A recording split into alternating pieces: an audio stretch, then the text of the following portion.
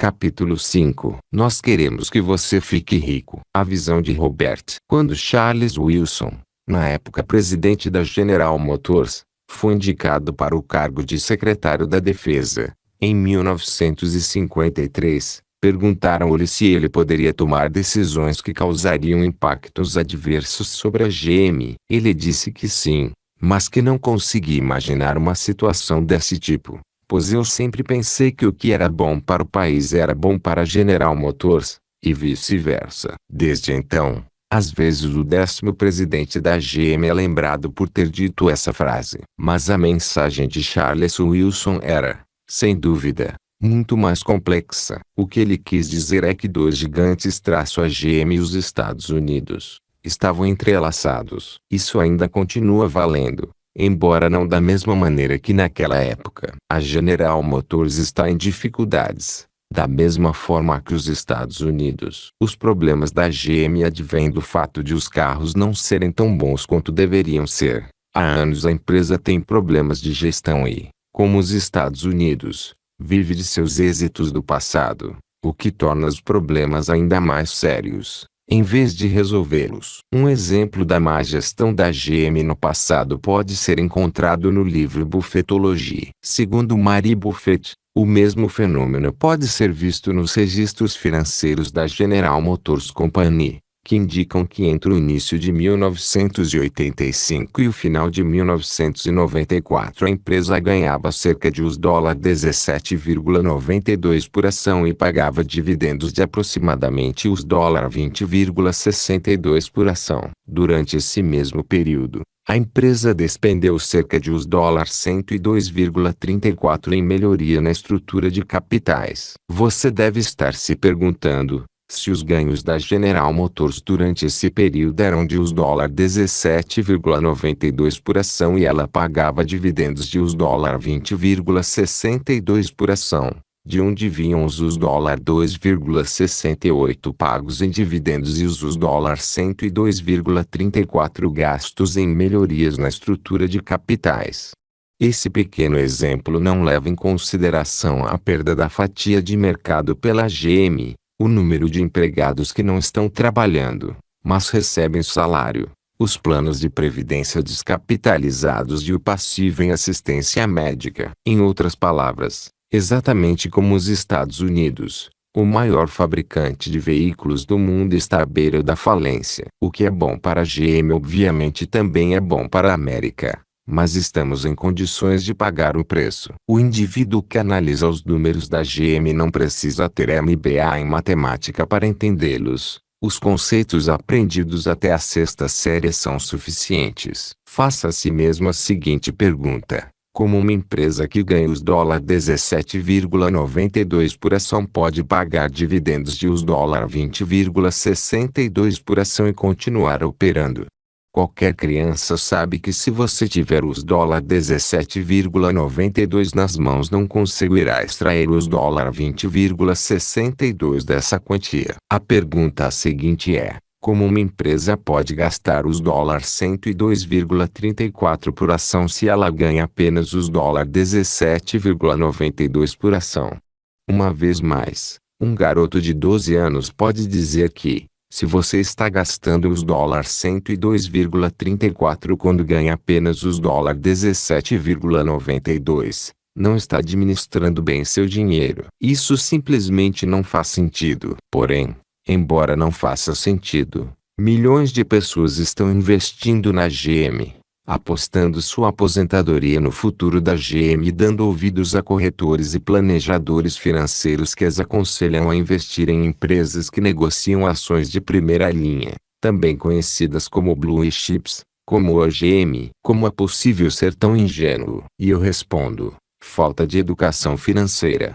Talvez Warren Buffett tenha outra resposta para essa pergunta. Veja esta citação dele: para mim tem sido muito útil que dezenas de milhares de alunos, recém-saídos de escolas de administração tenham aprendido que não adianta nada pensar.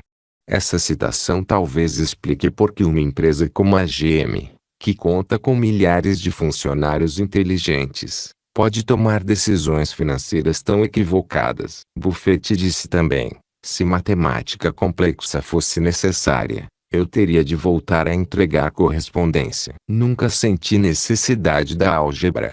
Creio que o que ele quer dizer, em outras palavras, é que enriquecer é uma questão de bom senso, que exige apenas matemática simples. E isso levanta outra questão óbvia. Como é possível que tantas pessoas instruídas sejam persuadidas a investir em uma empresa que usa uma matemática confusa em vez de uma matemática lógica?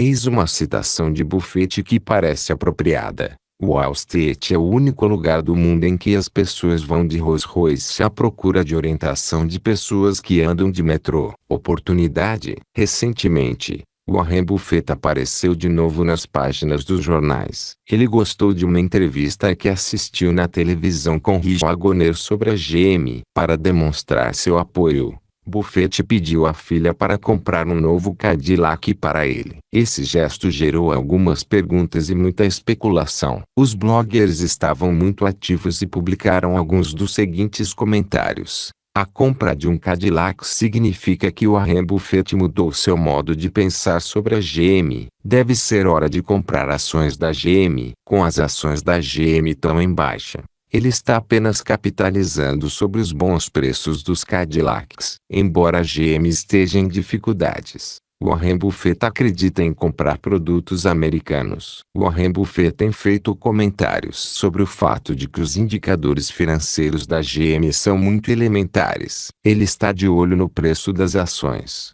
esperando que caiam para que ele possa arrematá-las e comprar a empresa por um preço justo. Quais desses comentários você acha que são verdadeiros? Talvez todos, talvez nenhum. Talvez seja mais interessante aprender a fazer sua própria análise sobre a situação financeira da GM. Os ricos estão ficando cada vez mais ricos. Donald Trump e eu estamos muito preocupados com o futuro deste país. Sabemos que algo está errado. Assim como sabemos que algo mais além dos carros está errado com a GM, receamos que os Estados Unidos e suas riquezas estejam sendo muito mal administrados. Da mesma forma que a GM, embora participar de jogos com números realmente beneficie os ricos, tornando-os ainda mais ricos, quem arca com o preço são a classe pobre e a classe média. Se você esteve em Detroit, cidade em que fica a sede da GM, recentemente, sabe que o lugar parece um cemitério. Muitas cidades e empresas estão desaparecendo. À medida que as empresas desaparecem, o preço dos imóveis cai, e as famílias são prejudicadas de muitas formas, não apenas financeiramente. Portanto, será que o que é bom para a GM é bom também para a América? Será que Detroit é um exemplo da futura América? Detalhes sobre a mentalidade de ter direitos adquiridos. Tanto Donald como eu pensamos que as pessoas se tornaram apáticas. Isso não significa que não trabalhem com afinco. O que queremos dizer com a expressão apáticas é que elas passaram a esperar que o governo lide com seus problemas e conserte o futuro. Passamos a ter muita fé nos políticos e burocratas. Muitos problemas que hoje enfrentamos não podem ser resolvidos pelo governo, pois sua resolução está além do poder de qualquer governo. Essa é uma verdade universal. Os indivíduos desenvolveram a mentalidade de que têm direitos, e estão esperando algum tipo de ajuda por parte do governo. E isso inclui os ricos. Muitas grandes empresas são subsidiadas pelo governo. Muitas fazendas e agricultores não teriam sobrevivido sem a ajuda do governo. Quando se trata de benefícios da aposentadoria, o presidente, os deputados e os senadores esperam receber dinheiro do governo depois que se aposentarem. Portanto, quando falo sobre a mentalidade de ter direitos adquiridos, não estou me referindo apenas aos pobres. Na verdade, uma quantidade muito maior de dinheiro do governo está indo parar nas mãos dos ricos do que dos pobres. Recentemente, o senador Randall Cunningham, ex-piloto da Marinha Norte-Americana, combatente da Guerra do Vietnã e exímio instrutor, foi julgado e condenado à prisão por aceitar suborno. Embora ele admitisse a culpa e fosse condenado, continua a receber uma aposentadoria paga pelo Congresso, além de sua pensão da Marinha por conta de sua aposentadoria. Isso significa que, mesmo que você seja condenado por um crime nos Estados Unidos, ainda assim terá direito à ajuda do governo. Os sistemas de previdência social e assistência médica estão atravessando dificuldades, mas, mesmo assim, milhões de indivíduos continuam a contar com esse direito. Quando o presidente Bush tentou reformar a previdência social privatizando-a, a intensa reação negativa da população americana é um exemplo de como todos adoram os cheques que recebem do governo. A tempestade perfeita. A resolução dos problemas financeiros que hoje os Estados Unidos enfrentam está acima da capacidade do governo norte-americano. Por exemplo, os seus desafios financeiros não podem ser resolvidos se o Federal Reserve simplesmente aumentar ou reduzir as taxas de juros. Contudo, milhões de pessoas nos Estados Unidos e no mundo todo reverenciam a sabedoria demonstrada pelo Federal Reserve. Sempre que o seu ex-presidente, Alan Greenspan, e o atual presidente, Ben Bernanke, dão uma palestra, o mundo todo fica atento. Contudo, os problemas do país não foram resolvidos e agora estão se transformando em problemas mundiais, e fugindo ao controle de nossos líderes políticos. Analisemos alguns desses problemas e de que forma estão relacionados. 1. O crescente déficit da balança comercial. O déficit da balança comercial norte-americana em 2006 era previsto para os $423 bilhões. Isso significa que nós, como nação, teríamos de gastar os $423 bilhões além do que produzíamos. Mutatis mutandi. Isso poderia ser comparado a uma família que ganha $5.000 mês e gasta $6.000 mês. Você e eu sabemos que a situação dessa família está se tornando cada vez mais séria. Isso nos leva ao próximo problema. 2. A crescente dívida nacional norte-americana. Segundo o Departamento do Tesouro, 42 presidentes, de George Washington 1789, a Bill Clinton, 2000, tomaram emprestado um total combinado de $1,01 trilhão de governos estrangeiros e de instituições financeiras. Entre 2000 e 2005, a Casa Branca de George Bush tomou emprestado os $1,05 trilhão. Mais do que todas as administrações anteriores juntas. 3. A desvalorização do dólar. Conforme já mencionado, em 1971 ocorreu a conversibilidade do dólar com a queda do lastro ouro. Nessa época, o presidente Nixon estava tentando resolver o problema. Grande quantidade de ouro estava saindo do país. Por quê? A resposta poderá ser encontrada voltando ao problema número 1. O crescente déficit da balança comercial. Como os Estados Unidos compravam muitos produtos japoneses e europeus, a diferença entre o que era vendido para esses países e o que era comprado deles era paga em ouro, pois naquele tempo o dólar tinha lastro em ouro. Para resolver o problema, o presidente Nixon simplesmente transformou o dólar de ativo em passivo. Hoje, o déficit da balança comercial norte-americana é o maior de todos os tempos. Em vez de lastrear o dólar com o ouro,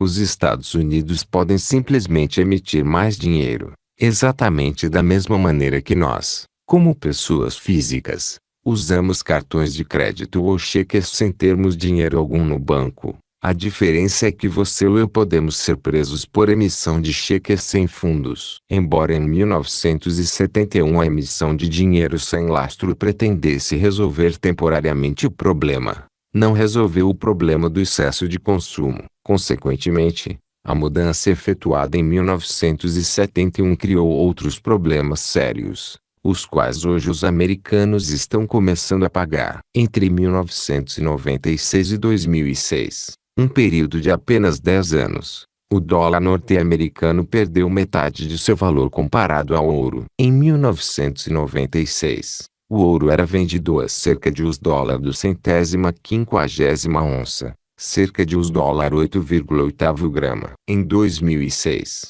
apenas 10 anos mais tarde, o ouro era vendido a $600 a onça, ou uns $21,16 por grama. Apenas a título de exemplo, se em 1996 você tivesse colocado os $1.000 no banco, hoje, 2006, esse dinheiro valeria menos de $500 em ouro. Em vez disso, se você tivesse comprado 4 onças, cerca de 113,5 gramas, de ouro puros $1.000. Hoje esse ouro valeria os $2.400. 4. Baby Boomers sem dinheiro. Temos enfatizado que nos próximos anos os primeiros 75 milhões de baby boomers começarão a se aposentar. Muitos não têm reservas adequadas com as quais contar após a aposentadoria. Essa falta de reservas é causada em parte por uma lei conhecida como Lei de Greason. Essa lei afirma que, quando uma moeda entra no sistema, o dinheiro bom se esconde. Isso tem acontecido ao longo da história e remonta aos tempos do Império Romano. Em 1964, o governo dos Estados Unidos recolheu as moedas de prata verdadeira que estavam em circulação, substituindo-as por moedas de prata falsa. Imediatamente, as moedas de prata verdadeira começaram a se esconder. O governo norte-americano, por si só, não tem capacidade de resolver os problemas financeiros com os quais o país hoje se defronta. Esses problemas são antigos e estão se transformando em problemas mundiais, ultrapassando as fronteiras americanas e fugindo ao controle de nossos líderes políticos. Robert T. Kiyosaki. Acredito que as pessoas não estejam poupando porque, conscientemente ou não, sabem que o dinheiro que recebem não é dinheiro de verdade e, por isso, o gastam o mais rapidamente possível. Hoje os Estados Unidos são uma nação de devedores simplesmente porque muitos indivíduos sabem que seu dinheiro vale cada vez menos, e não veem sentido em economizá-lo, pois poupadores são perdedores. A maioria dos americanos de classe média tem mais dinheiro investido em seu patrimônio e em contas de aposentadoria do que em dólares depositados no banco. Os índices de poupança nos Estados Unidos são os mais baixos do mundo. Os americanos estão vivendo mais com menos dinheiro e menos oportunidades. Esse problema leva ao próximo. 5. A mentalidade de ter direitos adquiridos. Como milhões de pessoas não têm recursos financeiros, esperam que o governo resolva seus problemas financeiros ou cuide delas. Se o governo não fizer isso, quem o fará? Com os preços subindo cada vez mais, quem terá condições de cuidar delas? O problema não pode mais ser adiado. Com a crescente dívida da Previdência Social e do Sistema Público de Saúde, até parece que a única forma de resolver o problema é continuar a fazer o que sempre fizemos: gastar mais do que ganhamos, tomar emprestado mais do que temos condições de pagar e emitir mais dinheiro. É um círculo vicioso causado pela incapacidade de resolver o problema. Um problema causado pela falta de educação financeira. Isso nos leva ao próximo problema. 6. Preços do petróleo mais altos. Os altos preços do petróleo não são causados pela falta de educação financeira, mas pela desmedida ganância e pela falta de visão financeira das pessoas. Embora tenhamos tecnologia e recursos energéticos alternativos para substituir o petróleo, até agora nada foi feito. Continuamos a sofrer financeiramente devido a essa desmedida ganância e falta de visão. Os altos preços do petróleo causam efeito dominó sobre os problemas anteriores. Os Estados Unidos podiam tomar emprestado o volume de dinheiro que lhe quisessem para resolver seus problemas financeiros porque a economia do país estava crescendo. Desde que o país continuasse a crescer, outros países e instituições financeiras estavam dispostos a lhes emprestar dinheiro, tanto quanto quisessem. O problema é que os preços mais altos da energia fazem com que a economia se retraia, em vez de se expandir. Se, e quando, a economia começar a se retrair, aqueles que estavam contratando empréstimos talvez hesitem em aceitar uma parcela maior da dívida dos Estados Unidos. Se isso acontecer, os problemas econômicos não poderão ser resolvidos com grandes promessas e o aumento da dívida. O castelo de cartas ruirá. 7. Isenção de impostos para os ricos. Quase todos conhecem o primeiro mandamento. Não o primeiro mandamento que nos lembra que não devemos fazer com os outros o que não queremos que façam conosco. O mandamento sobre o qual estou falando é o que diz: o dono da bola é quem dita as regras do jogo. O triste é que nos Estados Unidos os pobres e a classe média perderam sua representação no governo. Hoje, os ricos ditam as regras, E é por essa razão que estão se tornando cada vez mais ricos. A economia voodoo ou o efeito da distribuição capilar. Existe uma teoria monetária que incentiva as leis tributárias e favorece os ricos. É a ideia de que, se os ricos tivessem mais dinheiro, eles o investiriam, criando mais empregos. O dinheiro seria direcionado aos pobres e à classe média. Às vezes, essa teoria é denominada economia voodoo, o efeito da distribuição capilar. Embora pareça uma boa teoria, e embora certa parcela do dinheiro acabe nas mãos das classes mais baixas, o resultado final é que quase todo o dinheiro permanece nas mãos dos ricos. Em muitos casos, o preço dos bens aumenta porque os ricos têm mais dinheiro. Porque os preços dos bens aumentam. Porque é isso, bens, que os ricos compram com seu dinheiro.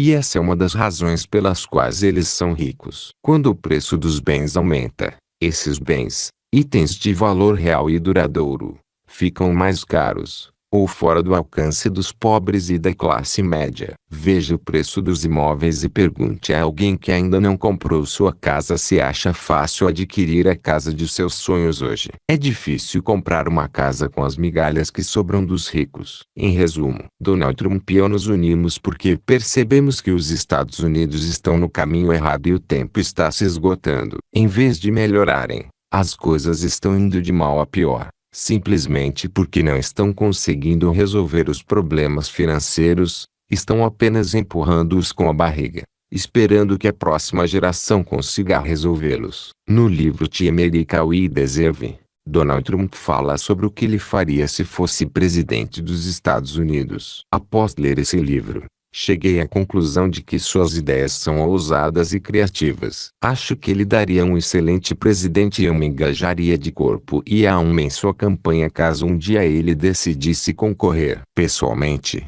sou menos otimista. Meu pai se candidatou a um cargo eletivo pelo estado do Havaí e foi derrotado. Essa experiência me fez ficar descrente do processo político. O que pretendo é apenas ser financeiramente esperto, pessoalmente responsável por minha vida e tomar cuidado para não me tornar vítima dos desmandos do governo. Meu pai acreditava que seria capaz de mudar o governo. Após sua amarga derrota, decidi que, em vez de tentar mudar o governo, seria melhor que eu mudasse. Em vez de tentar mudar as leis, como, por exemplo, tornar as leis tributárias mais justas, eu simplesmente decidi enriquecer e usar as leis tributárias a meu favor. Se você prefere se juntar aos ricos em vez de lutar contra eles, então vá em frente. Este livro foi escrito para você. Se, ao contrário, prefere mudar o governo, então talvez esta não seja a leitura recomendada. Donald e eu acreditamos que a melhor maneira de mudar as regras é,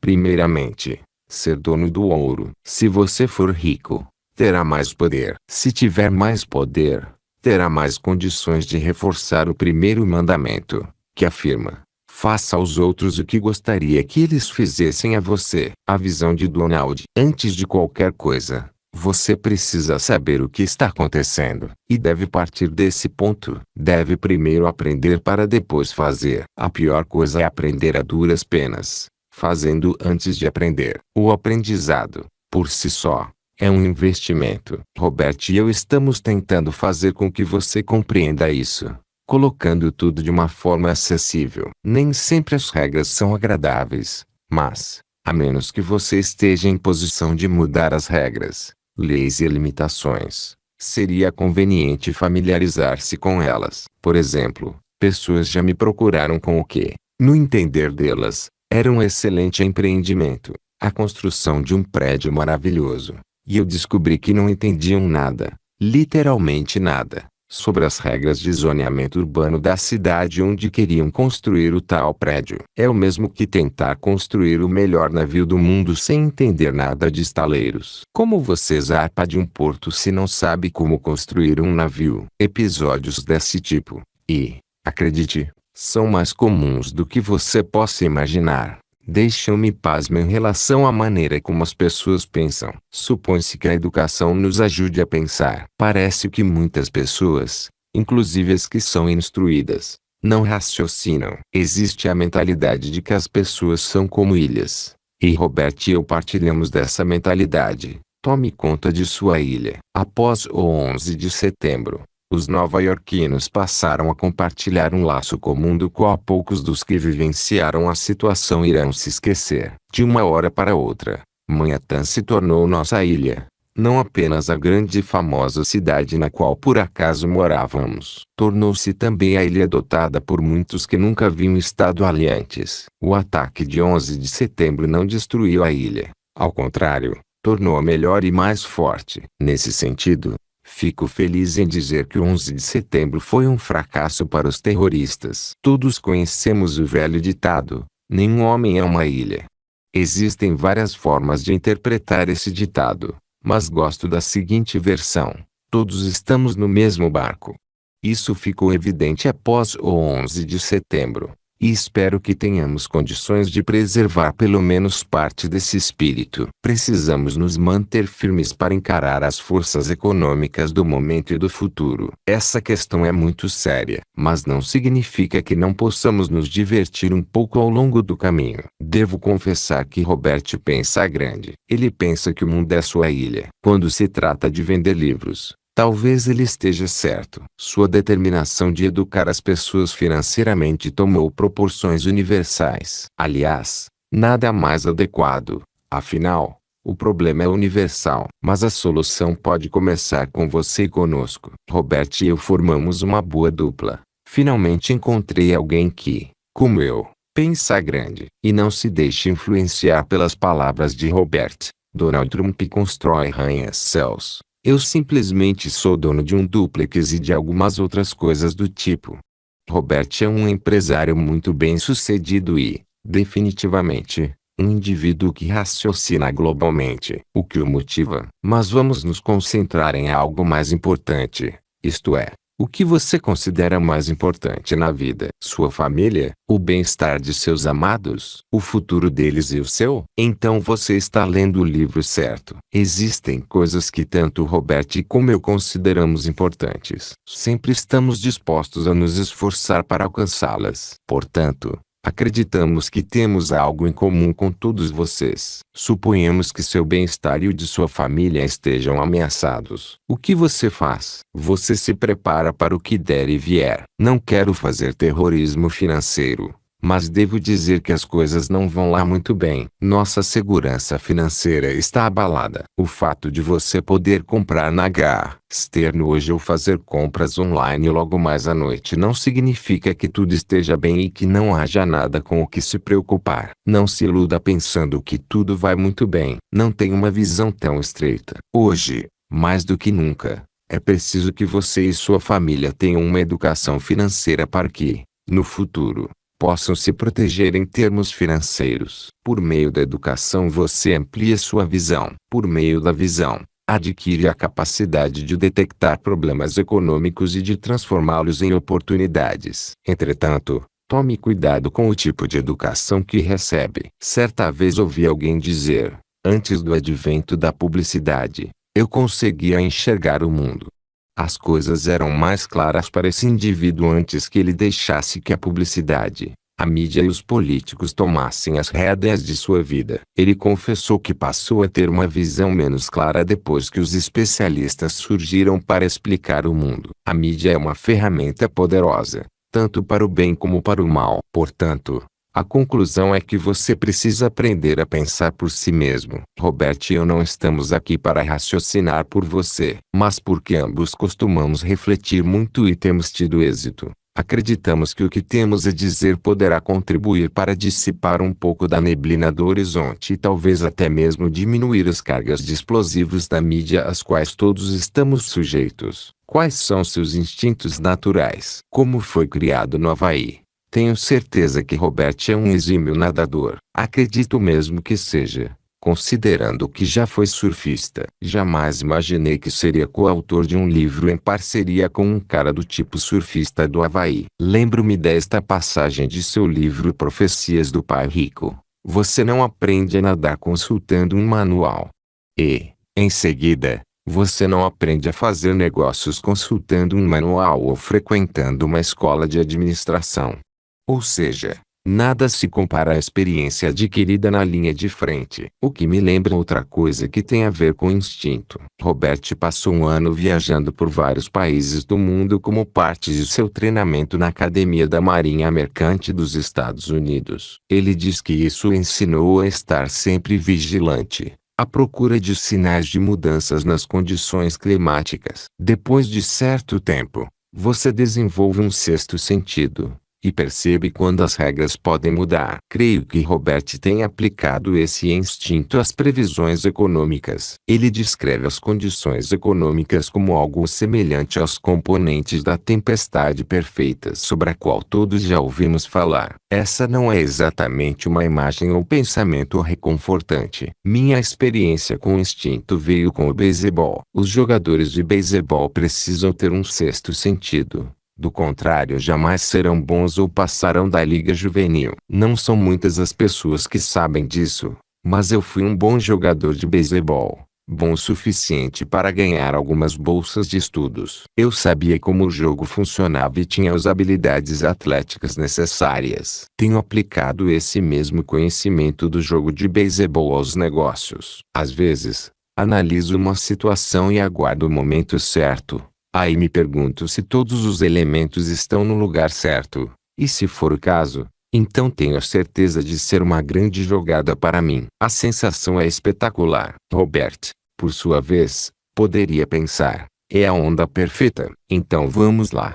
Mas quem sabe o que pensa um ex-surfista? Eu certamente não sei. Na verdade, alguém me disse que não existe isso de ex-surfista. Uma vez surfista, sempre surfista. Se não fosse por seu treinamento militar e experiência no mar, não sei se eu estaria trabalhando com Robert. Mas o fato é que ele tem visão e tenacidade, que são duas coisas muito importantes. Que financeiro. Tanto Robert como eu usamos expressão que financeiro em nossos livros e artigos. Há pouco tempo, Kim, esposa de Robert, terminou de escrever seu primeiro livro, Mulher Rica. Ela me deu um exemplar para eu ler antes do lançamento. Achei-o tão bem escrito que resolvi escrever a orelha do livro. O livro é dirigido a todas as mulheres, e as aconselha a aumentarem seu que financeiro, para que não fiquem na dependência dos homens. Recomendo esse livro tanto para mulheres como para homens. É um assunto muito sério, mas isso não significa que não possamos ter uma vida divertida. Donald Trump. Todos temos nossa própria definição de que, mas é um termo dinâmico. Está sempre em mutação. Para mim significa ter a capacidade de mapear as águas econômicas em termos nacionais e internacionais. Ser capaz de visualizar o futuro e tomar decisões com base nesse mapeamento e nessa percepção. Não é uma tarefa fácil. Exige disciplina diária. Mas a disciplina é necessária se você quiser ser bem-sucedido no mundo de hoje. Talvez eu tenha uma vantagem, pois sou daquelas pessoas que não precisam de muitas horas de sono. Eu me satisfaço com 3 ou 4 horas por noite. E o que faço com as horas que sobram? Leio. Tomo conhecimento das coisas que estão acontecendo no mundo e leio sobre história. Faça as contas. Se uma pessoa tem 28 horas adicionais por semana para ler, isso pode representar muita leitura. Sei que Robert gosta de fazer leitura em grupo, ou seja, as pessoas se reúnem para estudar um livro. É uma boa ideia. Mas como em geral eu costumo ler de madrugada, não creio que seria muito bem aceito em grupos de leitura. A importância da história. Eu gostaria de enfatizar a importância de se estudar história. Conhecimento é poder. Podemos aprender muito com a história, com as civilizações e impérios que construíram a história do mundo até os dias de hoje. Algumas grandes conquistas desapareceram no decorrer da história. Você se lembra do Império Otomano? Sabe por quanto tempo existiu? Sabe como e por que desapareceu? Talvez seja interessante se informar a respeito. Talvez você encontre alguma relação com os eventos mundiais e com sua compreensão destes. Em outras palavras, as coisas que você não sabe sobre esses eventos poderiam afetar você algum dia, de alguma forma. Se, e quando isso acontecer, a quem você culpará, se for pego de surpresa? Robert e eu somos fanáticos por história, e uma das razões pelas quais nos entendemos é que ambos a usam como um manual. Seria interessante aprender com ela. em vez de ficar repetindo os mesmos erros. Conforme o velho ditado, aqueles que não aprendem com a história estão destinados a repeti-la. Se os tempos de hoje de repente se tornassem uma memória, do que você gostaria de se lembrar? Duas citações me veio à mente. Uma, de Ralph Waldo Emerson, que diz: o que pertence ao passado e o que o futuro nos reserva tem pouca importância em comparação ao que está dentro de nós. Outra de Albert Einstein, que diz: a mente que se abre a uma nova ideia jamais volta a seu tamanho original.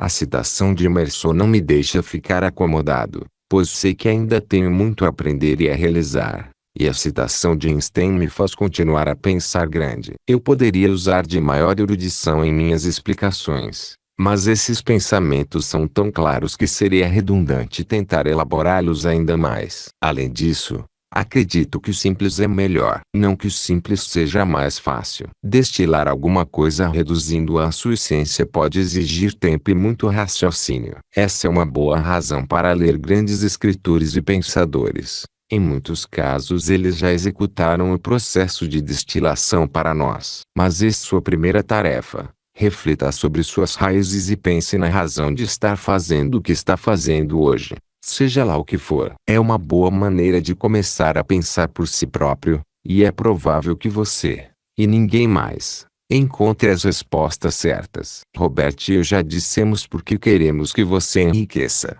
Mas o que queremos não é importante. Ponto importante é o que você quer para si próprio e para sua família. Você quer ficar rico?